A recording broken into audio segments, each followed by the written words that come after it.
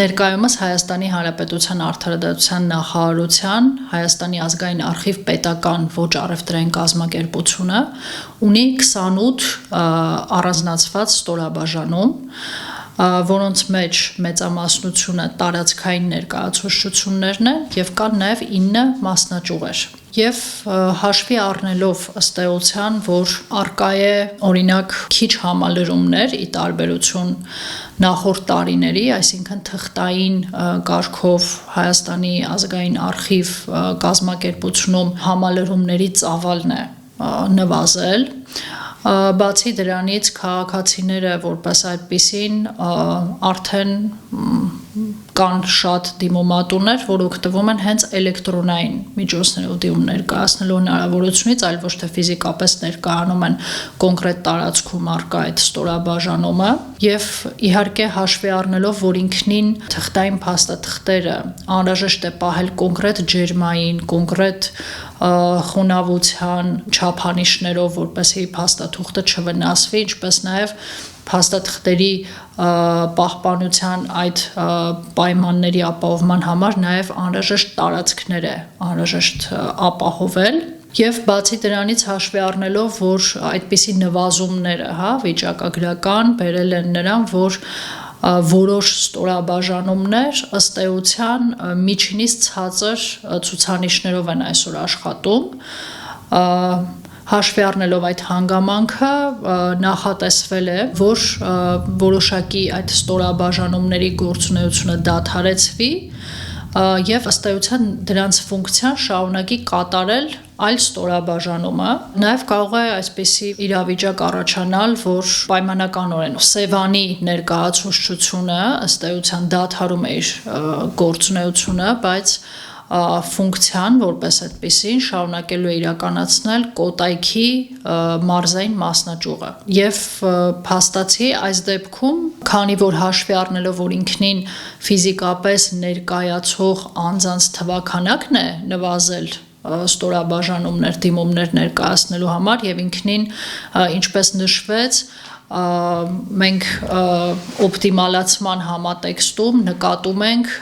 այնպիսի ստորաբաժանումների գործունեության դադարեցումը, որոնք այսպես թե այնպես ցածր ցուցանիշներով են աշխատում, այսինքն համեմատաբար միջինից ցածր դիմումներ ունեն, միջինից ցածր համալրումներ ունեն եւ այլն, եւ այս պարագայում քանի որ ինքնին գործ ունենք այն ներկայացուցչությունների հետ, որոնք միջինից ցածր ցուցանիշներով են աշխատում, ըստ էության ինքը մեծ ազդեցություն եւ ինչ որ մեծ փոփոխություն չպետք է բերի այդ առումով եւ չպետք է առաջացնի իհարկե բնակչության համար դժվարություններ այսօր շեշտը դրվում է թվային գործընթացների վրա, թվային ճանապարհով դիմումների վրա, հասանելի են e-request համակարգը, հասանելի է ըստ այդմ ազգային արխիվի պաշտոնական էլեկտրոնային փոստը, որով որպես կանոն շատերը հենց իրենց դիմումները ուղարկում են բնականաբար կարող են լինել կոնկրետ որոշ դեպքեր, երբ անձիկ հակված էին ֆիզիկապես ներկայանալու, բայց ինքնին օրվա հրամայականն էլ թելադրում է այն իրավիճակը, որ հնարավորինս ռեսուրսները ճիշտ օգտագործվեն եւ եթե կոնկրետ տարածքային ներկայացուցչությունը ունի միջինից ցածր ցուցանիշներ աշխատանքային, այդքան էլ նպատակահարմար չէ պետական կազմակերպության միջոցների հաշվին պահել եւ ֆինանսավորել այդպիսի ներկայացուցչության գործունեությունը։ Մյուս կողմից կարող է այն որոշակի, այսպես ասած, հարցերի տեղիք տալ, թե այն անձինք, ովքեր չեն օգտվում էլեկտրոնային համակարգերից, ինչպես պետք է, այսպես ասած, իրենց այդ արխիվային ծառայություններից օգտվել ինչպես պետք է ապահովի, եթե պայմանականորեն հենց նախագծից բերելով օրինակը Գորիսի ներկայացուցչությունը ըստ էության դադարում է եւ շարունակելու է գործառույթը իրականացնել Սյունիքի մարզային մասնաճյուղը տեղակայված Կապանում Օրինակ կարող է հարց առաջանալ, եթե Գորիսի բնակիչը սովոր էր գալ դիմել ֆիզիկապես տարածքային ներկայացուցչություն եւ հիմա չի օգտվում էլեկտրոնային համակարգերից, արդյոք դա իր համար խնդիր չի առաջացնի, Այս մասով նշեմ, որ ըստ էության այդ ցուցանիշները շատ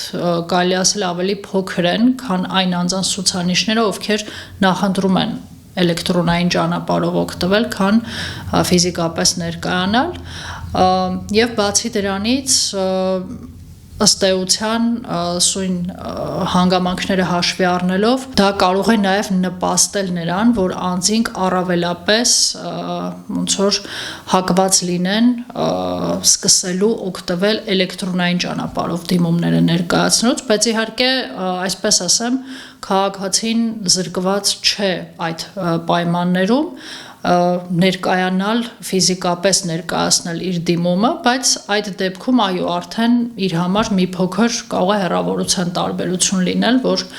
օրինակ Գորիս մոտենալու փոխարեն մոտենա, ասենք, Կապան, բայց այլ տարբերակով օպտիմալացում իրականացնելը սույն պայմաններում պարզապես օրվա հրամայականը հաշվի առնելով անհնարին է, քանի որ ցանկացած փոփոխություն կարող է ունենալ իր կողմնակի ազդեցությունները, որոնք իհարկե հետագայում կարող են համապատասխան գործողություններով կարգավորվել։ Փաստաթղթերի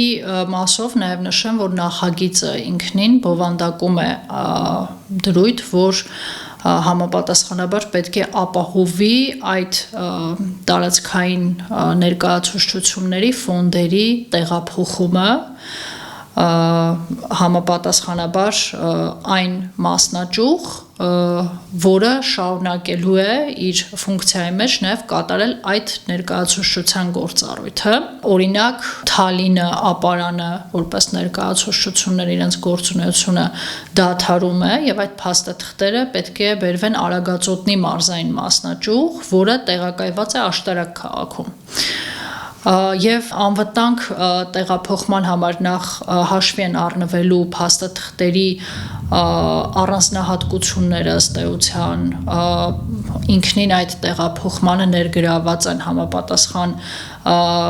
մասնագետներ եւ բացի դրանից ազգային արխիվը ինքը պարբերաբար ըստ անհրաժեշտության կոնկրետ ֆոնդեր, կոնկրետ փաստաթղթեր տեղափոխելիս եւ այլն հստակ ձեռնամուխ է լինում այն պահանջների պահպանմանը, որը հնարավորինս կբացառի անգամ ռիսկը փաստաթղթի մի փոքր օրինակ վնասվելու եւ բացի դրանից քաղաքացիների համար սոցիալ-իրավական բնույթի տեղեկանքներ ստանալու կամ այլ հարցերով ինքնին ակտիվ գործում են էլեկտրոնային հարթակները հասանելի են քաղաքացիների համար դիմելու նպատակով քաղաքացիները նաև ազատ են աջակցության համար զանգահարել ազգային արխիվ եւ խնդրել իրենց օրինակ հայտնել թե ինչ էլեկտրոնային տարբերակով կարող են իրենց դիմումը ներկայացնել։ Այդ օպտիմալացման նախագծով նշեմ, որ ներկայումս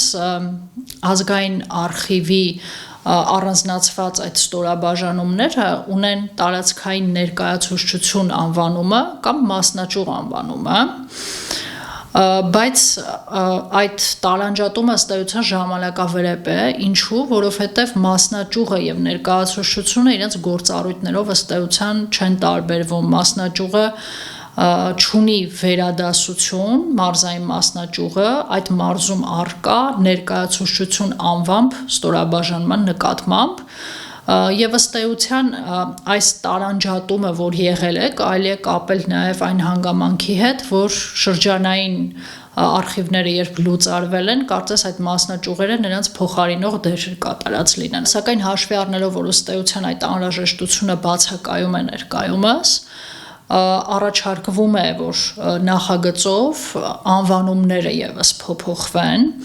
այսինքն օրինակ Արագածոտնի մարզային մասնաճյուղը տեղակայված է Աշտարակ քաղաքում, այն կոչվի քաղաքի անունով, լինի Աշտարակի մասնաճյուղ։ Միևնույն ժամանակ տարածքային ներկայացուցչությունների մասով էլ, ներկայացուցչություն անվանումը եւս նախատեսվում է,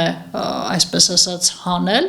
եւ միայն գործ ունենանք մասնաճյուղ հասկացության հետ եւ այն քաղաքի անվամբ մասնաճյուղ, օրինակ Աշտարակի մասնաճյուղ, որտեղ այդ ստորաբաժանումը տեղակայված է,